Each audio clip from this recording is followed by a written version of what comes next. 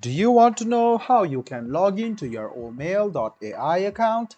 If yes, then this video is for you. Hello and welcome to AI Basics. It's your host back again with yet another interesting tutorial video. In this video, I'm going to teach you how you can log into your omail.oi or IO account.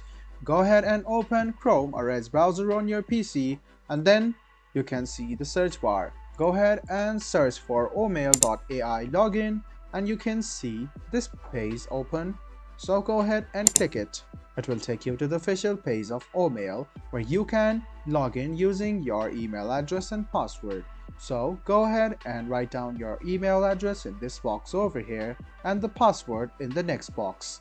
So after you write down your Omail account's email and your password, click login.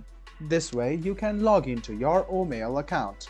If you have forgotten your password to your email, go ahead and click reset, and you can see forgot password over here.